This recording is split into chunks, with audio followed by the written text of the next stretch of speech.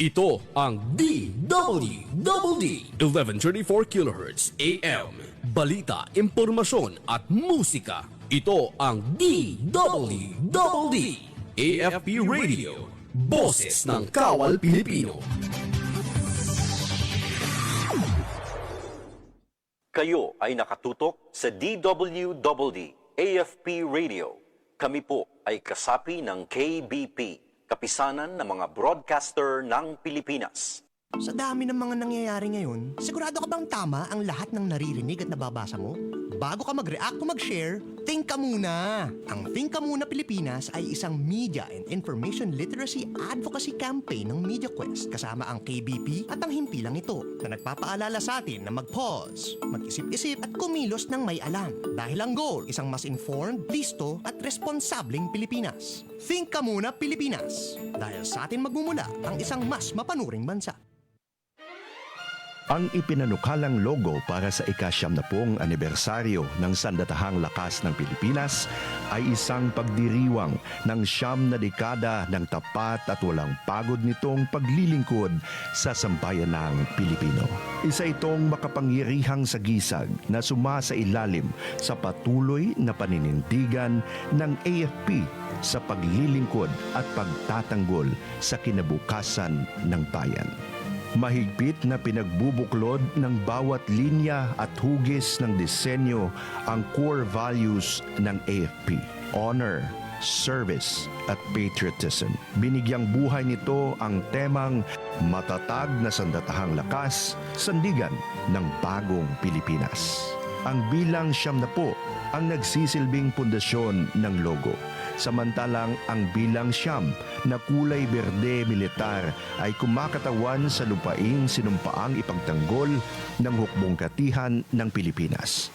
Sa loob nito, nakaukit ang mga anino ng mga kawal mula sa hukbong katihan, hukbong himpapawid at hukbong dagat. Sa sentro nito ay ang nagniningning na opisyal na sagisag ng AFP. Paalala ng dakilang tungkulin at sakripisyo ng sundalong Pilipino para sa bayan. Katabi nito ang bughaw na bilang 0. Ito ay sagisag ng karagatan at himpapawid ng ating bansa na buong giting na binabantayan ng hukbong dagat at hukbong himpapawid. Sa loob nito matatagpuan ang araw at 3 bituin ng ating watawat, sagisag ng ating kasarinlan, kalayaan at pambansang pagkakakilanlan. Isang dumadaloy na pula at bughaw na linya ang nag-uugnay sa lahat. Ito ay sumasagisag sa modernisasyon at pagkakaisa ng 3 sangay ng AFP. Sa paligid ng disenyo, makikita ang mga sagisag ng lakas at kahandaan, ang eroplanong pandigma, tangke, at barkong pandigma. Bawat detalye ay may salaysay. Salaysay ng katatagan, ng paglilingkod, ng transformasyon, at ng isang sandatahang lakas na patuloy na tumitindig para sa isang bagong Pilipinas. AFP at 90, matatag na sandatahang lakas, sandigan ng bagong Pilipinas.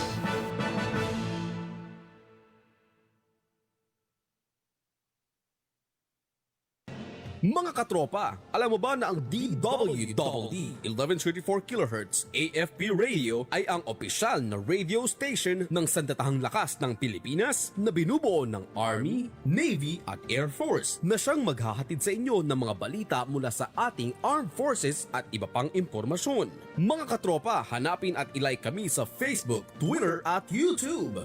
DWDD AFP Radio, ang boses ng Kawal Pilipino.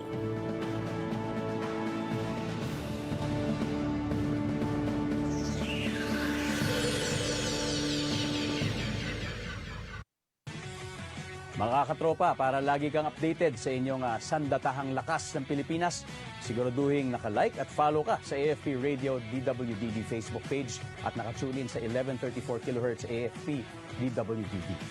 Panoorin ang weekly documentary program ng AFP Radio na Ang Inyong Kawal, Sabado alas 8 ng gabi.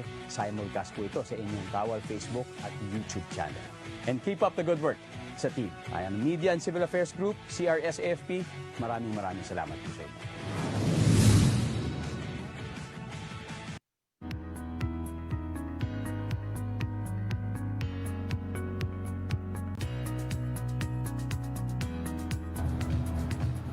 Isang mapagpalang araw Luzon, Visayas at Mindanao at sa lahat ng ating mga tropa. Ngayon ay araw ng Martes, ika-25 ng buwan ng Nobyembre, taong kasalukuyan. Tayo po ay muli na naman magkakasama-sama sa ating programang Pulis at Komunidad dito sa DWDD AFP Radio, ang boses ng Kawal Pilipino. Kami po ang inyong mga kasama ngayong hapon.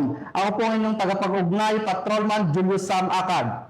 At ako naman po si Patrolwoman Resalie Umalay. At ito ang programang Pulis at Komunidad.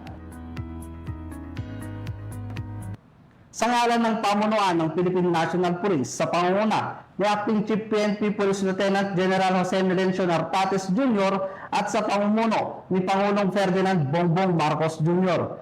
Kami ay maglilingkod sa bawat Pilipino at magbibigay ng tamang impormasyon dahil dito sa bagong PNP para sa bagong Pilipinas, serbisyong mabilis, tapat at nararamdaman. At para sa mga nais dumulog sa inyong pambansang pulisya ng mga reklamo at sumbong, bukas ang aming tanggapan upang kayo ay matulungan. Maaari kayong tumawag sa Unified 911 o mag-text sa isumbong hotline na naka-flash sa inyong screen. O di kaya ay pumunta sa pinakamalapit na himpilan ng pulisya sa inyong mga lugar. Kung mayroon naman kayong mga sumbong o reklamo tungkol sa inyong pasaway o abusadong pulis, maaari kayong kumontak sa Integrity Monitoring and Enforcement Group o PNP IMEG sa mga numerong makikita sa inyong mga screen. Samantala, tayo po ay nagpapasalamat sa lahat ng bumubuo ng DWDD AFP Radio. At bago po tayo magsimula, ay binabati po natin ang ating direktor ng Police Community Affairs and Development Group. Walang iba kundi si Police Brigadier General Vina Guzman. At binabati din po natin ang command group ng PICAG. Police Colonel Joel T. Serrano, DDA. Police Colonel Adonis D. Guzman, DDO. Police Colonel Joel T. Ada, CS. Sa ating unang balita, pinalakas ng PNP ang koordinasyon sa international law enforcement kasunod ang pag-aresto kay Cassandra Ong na itinuring na high-value target sa transnational crimes. Ang balitang yan ihatid ni Patrolman Don Brosas. Pinalalakas ng Philippine National Police ang koordinasyon nito sa iba't ibang international law enforcement authorities upang matunton at madakip si Cassandra Ong, ang itinuturing na pangunahing personalidad na konektado sa kontrobersyal na Philippine Offshore Gaming Operator o POGO Hub na Lucky South 99 sa Porac, Pampanga.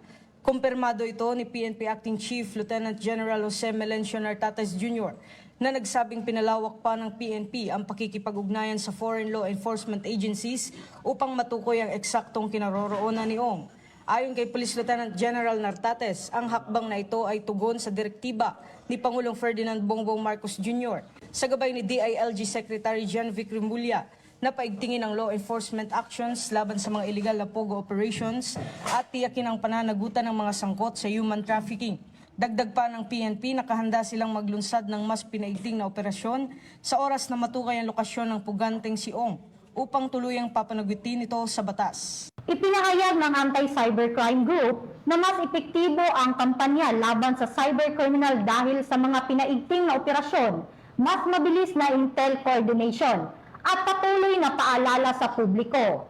Patrolman Edwin Daris sa balita. Bumaba ang online scam ngayong taon kumpara sa taong 2024 ayon sa Philippine National Police Anti-Cybercrime Group.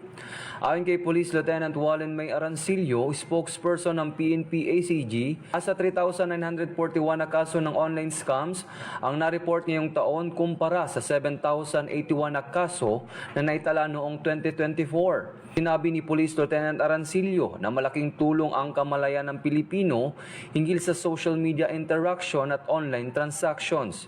Gayunpaman, nagbabala ang PNP na hindi dapat maging kampante ngayong papalapit ang holiday season, lalong-lalo na sa mga bare months na tumataas ang cybercrime. Nananawagan ng PNP ACG na agad i-report ang anumang kahinahinalang online activities upang maiwasang maging biktima nito. Lalo na't mas aktibo ang mga scammer ngayong Yuletide season. Isang miyembro ng Samgur International Drug Syndicate ang nahatulan ng panghabang buhay na pagkakakulong. Ayon sa otoridad, ang hatol na ito ay patunay na mas pinaigting na kampanya laban sa malalaking grupong sangkot sa iligal na droga. Patrolwoman Resali Umalay sa report. Isang Chinese-Malaysia na hinihinalang kasapi ng International Drug Syndicate na Samgur ang hinatulan ng habang buhay na pagkakakulong matapos mahatulang guilty sa paglabag sa Republic Act 9165 o ang Comprehensive Dangerous Drugs Act of 2002. Kinilala ang suspect na si alias Kong na naaresto noong Hunyo 20 taong kasalukuyan sa Subic, Zambales, kung saan nasabat ng mga otoridad ang tinatayang 10 bilyong halaga ng shabu mula sa kanyang fishing vessel. Ayon sa PDEA, ang grupong Samgur ay responsable sa pagtatapon ng malalaking bulto ng shabu sa karagatan ng Bataan, Batanes, Cagayan, Ilocos Norte, Ilocos Sur at Pangasinan. Ang hatol kay Kung ay tinuturing na malaking tagumpay laban sa international drug trafficking. Ito ang bagong PNP para sa bagong Pilipinas, serbisyong mabilis, tapat at nararamdaman. Nasabat sa Sulu ang tinatayang 174 milyong halaga ng puslit na sigarilyo, kung saan 35 katao ang naaresto. Ayon sa otoridad, bahagi ito ng pagpapatuloy ng crackdown laban sa malawakang smuggling sa rehiyon. Ibabalita yan ni Patrolman Rene J. Lerona. Tinatayang nasa 174 milyong pisong halaga ng smuggled na sigarilyo ang nasabat habang 35 katao ang inaresto sa magkakahiwalay na operasyon ng Philippine Navy sa karagatan ng Sulu. Sa report ng Joint Task Force Poseidon, ikinasa ang serye ng intelligence-driven patrols mula November 13 hanggang 17 ng taong kasalukuyan na nagresulta sa pagharang ng 5 bangkang demotor sa karagatan ng Mangingi, Jolo, Lahos at Tapul. Kinumpirma ni Rear Admiral Constancio Arturo Reyes, Commander ng Naval Forces Western Mindanao, na aabot sa 2,874 master cases ng iligal na sigarilyo ang nakumpiska mula sa mga suspect. Agad na dinala ang mga bangka at kontrabando sa Naval Station Romulo Espaldon para sa inventaryo. Formal na ring itinurn over ang mga ito sa Bureau of Customs para sa tamang disposisyon. Kasalukuyan pang inaalam ng mga otoridad ang pagkakakilanlan ng mga nasa likod ng naturang smuggling activity. At ito ang bagong PNP para sa bagong Pilipinas, serbisyong mabilis, tapat at nararamdaman. Naglatag ang PNP-HPG ng mas maraming checkpoint para tiyakin ang seguridad at kaayusan ngayong holiday season. Bahagi ito ng pinalakas na police visibility upang maiwasan ang krimen at masiguro ang ligtas na biyahe ng publiko. Patrolwoman Fe Octaviano, magbabalita. Tinitiyak ng Philippine National Police Highway Patrol Group na ligtas ang mga lansangan at motorista ngayong holiday season. Kasunod ito ang mas pinaigting na kampanya ng HPG, katuwang ang iba pang unit ng PNP. Ito ay alinsunod sa direktiba ni PNP Acting Chief, Police Lieutenant General Jose Melencio C. Nartates Jr. Ayon kay PNP-HPG spokesperson, Police Lieutenant Nadam Malang, inaasahan ang pagdagsa ng mga biyahero at pagdami ng public gatherings, kaya kinakailangan ang mas mahigpit na seguridad. Magpapakalat ang HPG ng 4 hanggang 6 na checkpoints sa Metro Manila, habang tig-6 na checkpoints naman ang ilalagay sa Central Luzon at Calabarzon bilang pangunahing gateway papasok at palabas ng NCR. Sa iba pang lalawigan, 2 hanggang 3 checkpoints ang itatalaga, habang katulad na bilang ng checkpoint ang ilalatag sa malalaking urban areas tulad ng Cebu at Davao upang masiguro ang kaligtasan ng publiko. Ito ang bagong PNP para sa bagong Pilipinas, serbisyong mabilis, tapat at nararamdaman. Isang babae ang naaresto sa drug buy-bust operation ng Narvacan PNP sa Barangay Paratong, Narvacan, Ilocos Sur. Yan ang report ni Patrolman Dennis Carinal. Arestado ang isang 55 anyos na babae matapos magsagawa ng buy-bust operation ang Narvacan Municipal Police Station katuwang ang iba pang unit ng pulisya at PDEA RO1 noong umaga ng November 21, 2025 sa Barangay Paratong, Narbacan, Ilocos Sur. Ayon sa ulat, bandang 7:58 AM hanggang 9:58 AM isinagawa ang operasyon. Nahuli ang suspect matapos magbintaw umano ng sachet ng inihinalang shabu sa isang pulis na nagpanggap na buyer. Nakumpiska muna sa operasyon ng kabuuang 5.78 na gramo ng inihinalang shabu na may tinatayang halagang 39,304. Nakuha rin ang iba pang ebidensya tulad ng isang transparent plastic sachet, isang 500 bill na ginamit bilang buy-bus money, isang 50 bill na ginamit bilang buy-bus money, isang 100 bill na ginamit bilang buy-bus money, at 99 pirasong barya, isang itim na pouch at isang Honda XRM 125. Isinagawa ang inventaryo ng ebidensya sa lugar mismo ng operasyon at sa mga presensya ng tinagang saksi. Alinsunod sa tinakdang proseso ng batas, dinala ang suspect sa istasyon para sa karagdagang dokumentasyon at pagsampa ng kaso. Mula dito sa PKG Ilocos Region, ako po ang inyong Police News Network Correspondent, Patrolman Dennis Carinal, alagad ng batas, tagataguyod ng Balitang Pulis. Isang 19 anyos na lalaki na kabilang sa top 3 municipal most wanted person sa kasong rape, arestado ng Lingayen PNP sa Lingayen, Pangasinan. Narito ang ulat mula kay Police Master Sergeant Marvin Jake Romero. Aresto ng Lingayen Municipal Police Station ang isang 19 anyos na lalaki na kabilang sa top 3 municipal most wanted person dahil sa kasong statutory rape. Kinilala ang suspect na si Mark, isang estudyante at residente ng Barangay Matalaba, Lingayen. Isinagawa ang pag-aresto dakong alas 12:30 ng hapon sa Barangay Poblasyon, Lingayen. Matapos dakwin din ang akusado sa Lingayen District Hospital para sa medical examination at sa Lingayen Municipal Police Station para sa tamang disposisyon. Mula dito sa Ilocos Region, ako ang iyong PNN Correspondent, Police Master Sergeant Marvin J. Romero, alagad ng batas, tagataguyod ng Balitang Pulis. PNP Isabela nagsagawa ng lecture at feeding program para sa mga mag-aaral ng Angan Casilian Elementary School.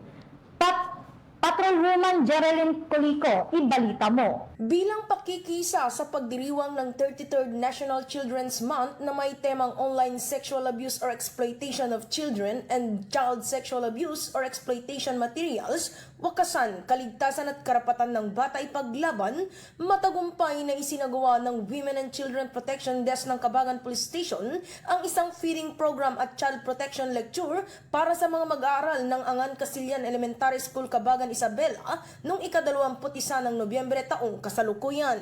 Sa naturang aktibidad, tinalakay ang online sexual abuse and exploitation of children o SAEC at children sexual abuse or exploitation materials o SISAEM. Ipinaliwanag dito ang mga panganib na kinakaharap ng mga bata sa digital world at ang mga hakbang upang maprotektahan ang sarili laban sa online predators at maling paggamit ng social media. Tinalakay din ang mga mahalagang probisyon ng Republic Act 7610 o Special Protection of Children Against Abuse, Exploitation and Discrimination Act na nagbibigay proteksyon sa mga bata laban sa anumang uri ng pang-aabuso pisikal, emosyonal o sexual. Ayon kay Police Major Merwin T. Villanueva, hepe ng Cabagan Police Station, ang kabataan ang isa sa pinakamahalagang yaman ng ating bayan. Tungkulin ng kapulisan na hindi lamang magpatupad ng batas, kundi maghatid din ng malasakit, paggabay at proteksyon. Ang mga programang ito ay patunay na ang PNP ay kaagapay ng komunidad sa paghubog ng ligtas, malusog at maunlad na henerasyon. Mula dito sa lalawigan ng Isabela, ako ang inyong Police News Network Correspondent, Patrolwoman Jerilyn Colico, alagad ng batas, tagataguyod ng Balitang Pulis. Kapulisan ng Isabela, nakiisa sa isinagawang Fund Bike for a Cause na inilunsad ng Force Multipliers bilang suporta sa Oplan Hilamos. Patrolwoman Janet Balad, ibalita mo. Nakiisa ang Isabela Police Provincial Office sa pamumuno ni Provincial Director Police Colonel Lee Allen B. Baugding sa sinagawang Fun Bike for a Cause na may temang Bike Together, Serve Together na inilunsad ng Provincial Advisory Group for Police Transformation and Development Isabela na ika-22 ng Nobyembre taong kasalukuyan sa Isabela Sports Complex, Barangay Alibago, City of Ilagan. Pinangunahan ng aktibidad ni Mr. Ismael G. Atienza Sr., Chairman, Isabela Anti-Crime Task Force or Vice Chairperson ng Provincial Advisory Group for Police Transformation and Development, Reverend Dave L. Talaver, Senior Pastor, Christian Bible Baptist Church, Honorable Evin J. C. Diaz, Board Member, 1st District of Isabela. Dumalo rin sa nasabing aktibidad ang mga bike enthusiasts mula sa iba't ibang panig ng Region 2, maging ang mga force multipliers ng Gamu at Ilagan. Nagpahayag naman ng mensahe ang mga membro ng lokal na pamahalaan at nangakong mananatiling katuwang ang probinsya sa mga programang pangkaligtasan at pangkaularan.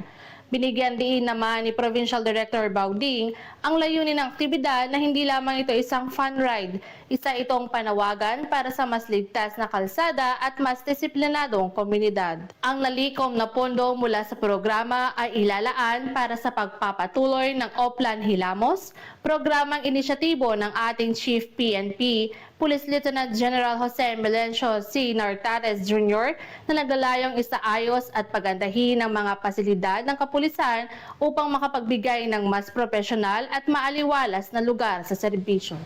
Mula dito sa Lambak ng Cagayan, ako ang inyong PNN correspondent, Patrolwoman Janet Balad, alagad ng batas, tagataguyod ng Balitang Pulis. 4 na individual arestado sa bypass operation sa Mikawayan, Bulacan. Iuulat yan ni Patrolwoman Pearl Cristalline Javier. Arestado ng mga tauhan ng May Kawayan City Police Station ang 4 na individual matapos ang ikinasang buy-bust operation sa barangay Bahay Pare, May Kawayan, Bulacan. Kinilala ni Police Lieutenant Colonel Melvin M. Florida Jr., hepe ng naturang istasyon ang mga suspect na sina alias Ronel, 40 anyos, alias Jenny, 36 anyos, alias Arnel, 37 anyos, pawang residente ng May Kawayan, Bulacan at alias Jeric, 21 anyos, residente ng Pandi, Bulacan. Nakumpiska mula sa kanila ang 7 sachet ng hinihinalang shabu, 1 sachet ng hinihinalang marijuana na may tinatayang timbang na 23 grams at may standard drug price na 156,400 pesos, 1 caliber 45 pistol na may 4 na bala at 500 peso bill bilang buy-bust money. Nahaharap ang mga suspect sa kasong paglabag sa Section 5 at 11 ng Article 2 ng RA 9165 o Comprehensive Dangerous Drugs Act of 2002 at paglabag sa RA 10591 o Comprehensive Firearms and Ammunition Regulation Act. Patuloy ang Bulacan PNP sa pamumuno ni Police Colonel Angel L. Garciliano, Provincial Director ng Bulacan Police Provincial Office, sa pagpapaigting ng kanilang operasyon laban sa ilegal na droga at iba pang uri ng kriminalidad upang matiyak ang kaligtasan at kapayapaan sa kanilang nasasakupan. Mula dito sa Bulacan Police Provincial Office, ako ang inyong PNN Correspondent, Patrolwoman Pearl Cristalline Javier, alagad ng batas, tagataguyod ng Balitang Pulis. Swift Police Response pumigil sa pagkalat ng mahigit 100 milyong halaga ng cocaine sa Palawan. Narito ang ulat mula kay Patrolwoman Desiree Padilla. Nakapagligtas ng malaking halaga ng iligal na droga ang mabilis na pagresponde ng Linapacan Municipal Police Station matapos makatanggap ng ulat mula sa Barangay Maroyog-Royog, Linapacan, Palawan. Ayon sa report, dakong alas 12 ng madaling araw noong 19 ng Nobyembre, tumawag ang Barangay Information Network upang i-report na noong nakarang araw, Nobyembre 18, alas 6 ng gabi na may isang residente na kilala lamang sa alias na Benjur ang nakadiskubre ng mga kanahinalang pakete sa baybayin. Agad na nagtungo sa lugar ang Linapacan MPS kasama ang mga tauhan ng Provincial Police Drug Enforcement Unit at Barangay Chairman. Pagdating sa Sitio Kalilenday, natagpuan nilang iba't ibang kahon at troll bags na balot ng itim na tape at naglalaman-umano ng hinihinalang cocaine. Sa kabuuan, tinatayang nasa 25,210 gramo ang kabuuang timbang ng masapat na droga na may standard drug price na umaabot sa 133,613,000 pesos. Ayon sa PNP, nakita sa ilang kahon ang tatak na stone na siyang nagbigay linaw sa posibleng pinagmulan o marka ng sindikatong nasa likod ng operasyon. Muli nitong pinapakita kung paanong nagiging target ng mga drug syndicates ang mga baybayin at isla para sa kanilang illegal draft of points. Pinuri ni Acting Chief PNP, Police Lieutenant General Jose Melencio C. Nartates Jr. ang maagap na pakikipag-ugnayan ng komunidad. Aniya, napakahalaga ng papel ng mamamayan dito. Isang tawag lang at agad nating napigilan bago pa ang ganitong kalaking halaga ng droga ay makasira ng buhay. Ang lahat ng nakuhang ebidensya ay agad na dinala sa Palawan Provincial Forensic Unit para sa qualitative at quantitative examination, bago tuluyang isailalim sa kustodiya ng PIDEA Palawan para sa wastong disposisyon. Patuloy na nananawagan ng PNP sa publiko na makipagtulungan upang mapanatiling ligtas, payapa at walang droga ang mga komunidad. Alinsunod sa pinaigting na advokasya ng pambansang pamahalaan para sa mas ligtas na Pilipinas. Mula dito sa Home of the Police Eco-Warriors, Calapan City, Oriental Mindoro, ako ang inyong PNN correspondent, Patrolwoman Desiree Padilla, alagad ng batas, tagataguyod ng Balitang Pulis. Magbabalik po muna ang ating programa makalipas ang ilang paalala.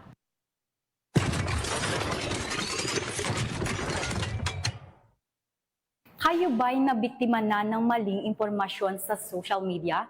Sa panahon ngayon, kung saan mabilis kumalat ang balita, ay mahalagang maging mapanuri at responsable sa bawat impormasyong ating tinatanggap at ibinabahagi. Ang fake news ay maaaring magdulot ng pagkalito, takot at maling paniniwala. Kaya dapat tayong maging maingat upang hindi ito maikalat. Narito ang 7 mahalagang tips na makakatulong sa inyo upang matukoy at maiwasan ang pagkalat ng maling balita.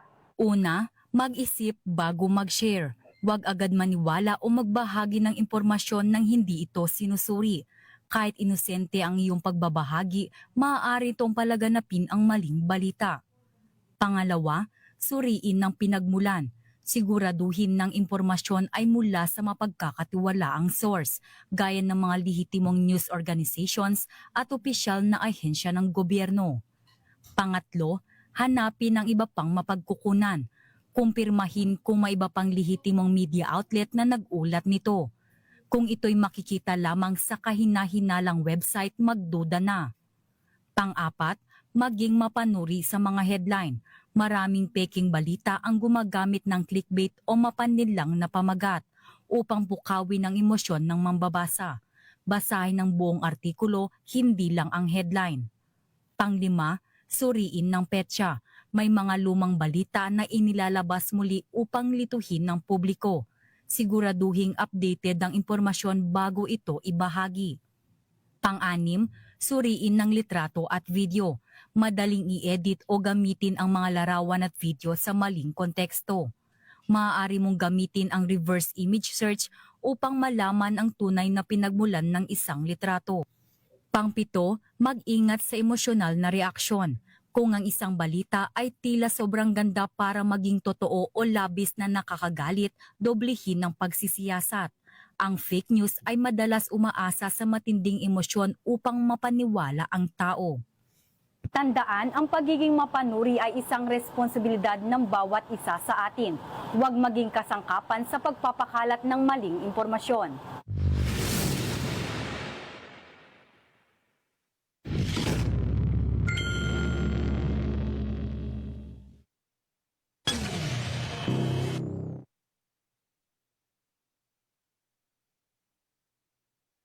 Nakatanggap ka na ba ng text o email na nagsasabing nanalo ka ng papremyo? Siyempre, kung feeling mo na nanalo ka nga at may sinasabing papremyo, maaaring maniwala ka dito. Sumali ka man o hindi, huwag agad maniwala dahil maaaring mabiktima ka ng tinatawag na lottery scam, na kung saan paniniwalain ka ng scammer na ikaw ay nanalo ng papremyo, kapalit ang pinansyal at personal na impormasyong hihingin sa'yo. Ito ang mga palatandaan ng lottery scam. Una, nakatanggap ka ng mensahe kahit hindi ka naman sumasali sa anumang papremyo. Pangalawa, hihingan ka ng impormasyon kapalit ng sinasabing papremyo. Pangatlo, mali-mali ang spelling at grammar ng mensahe.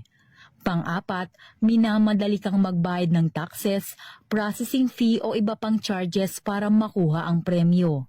Panglima, hindi makatotohanan ng premyo o kaduda-duda ang halaga nito.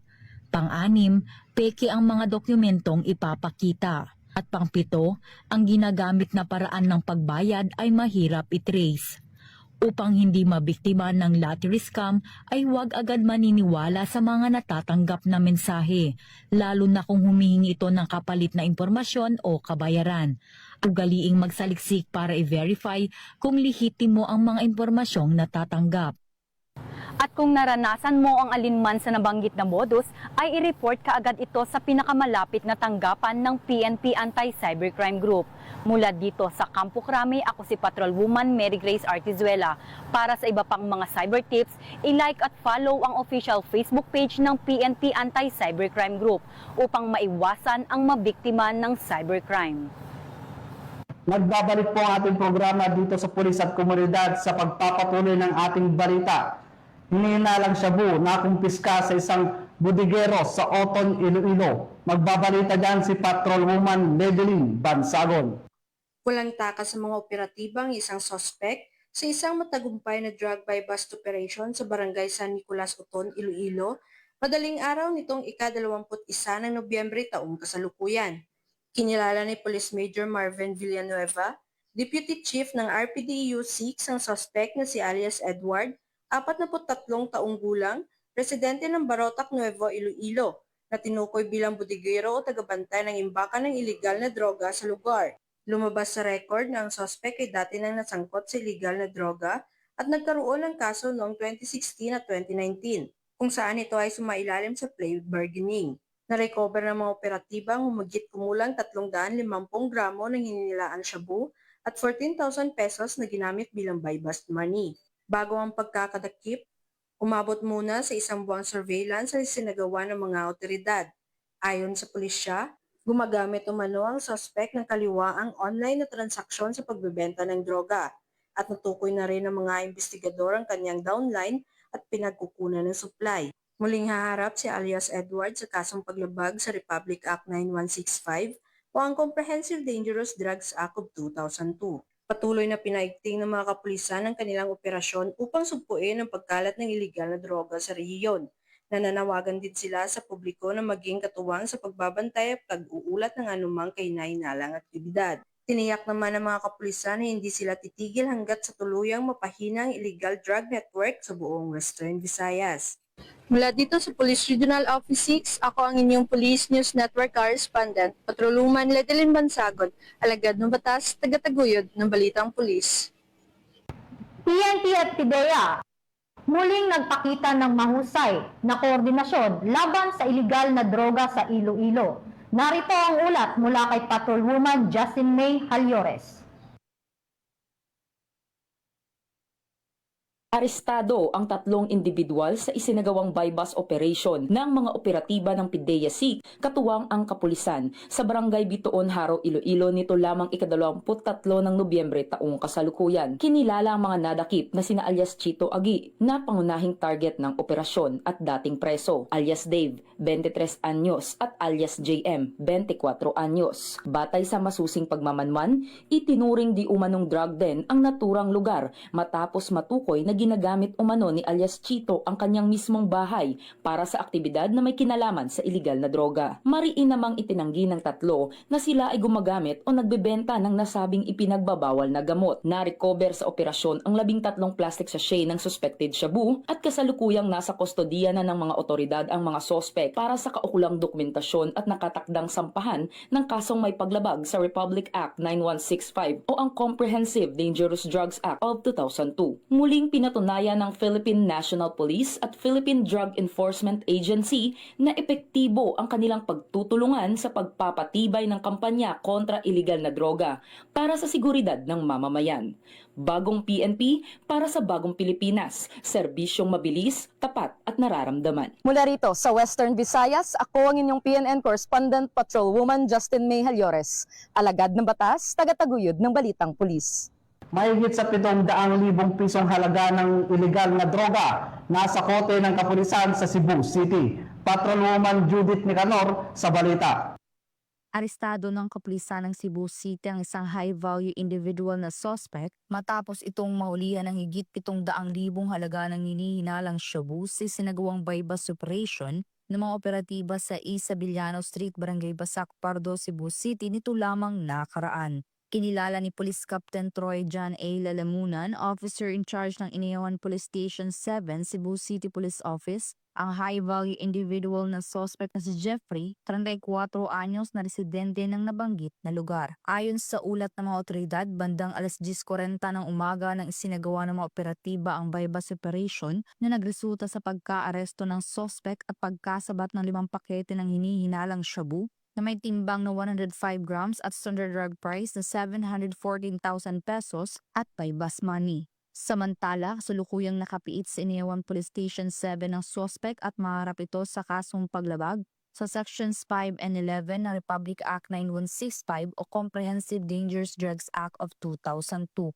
Ang matagumpay na operasyon ng mga kapulisan ng Cebu City ay patunay lamang ng kanilang dedikasyon upang matiyak ang kaligtasan at kaayusan ng ating komunidad para sa isang bagong Pilipinas. Mula dito sa Central Visayas, ako ang iyong Police News Network Correspondent, Patrolwoman Judith Nicanor, alagad ng batas, tagataguyod ng balitang pulis. Former public school teacher, naulihan ng higit 1.3 milyong halaga ng shabu sa Cebu City.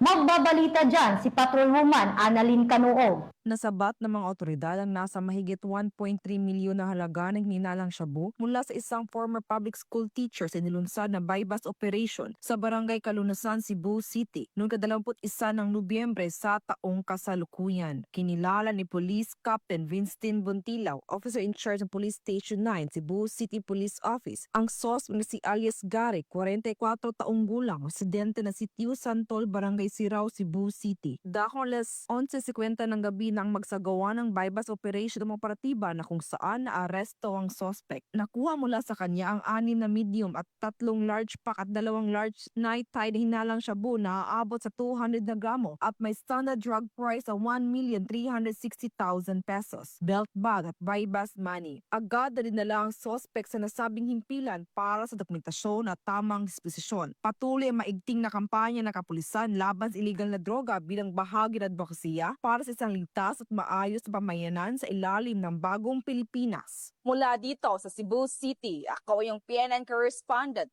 Patrolwoman Annalyn N. Canoog, alagad ng batas, tagataguyod ng balitang pulis. At yan ang mga balitang nakalap ng ating PNN correspondents mula Luzon, Visayas at Mindanao. At magsama-sama po tayong muli sa susunod na Martes dito pa din sa programang Pulis at Komunidad dito sa DWDD AFP Radio, ang boses ng Kawal Pilipino. Ako po ang inyong lingkod, Patrolman Julius Sam Acad mula sa Police Community Affairs and Development Group. At ako naman po si Patrolwoman Rezalie Umalay, mula din po sa Police Community Affairs and Development Group. At sa bagong PNP para sa bagong Pilipinas, serbisyong mabilis, tapat at nararamdaman, at ito ang Pulis at Komunidad.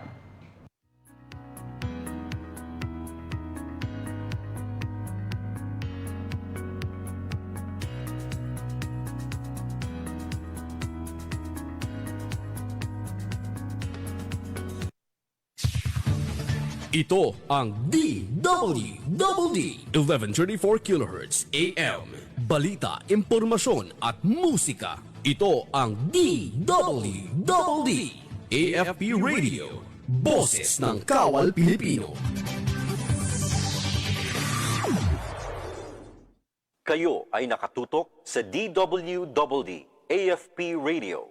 Kami po ay kasapi ng KBP, Kapisanan ng mga Broadcaster ng Pilipinas.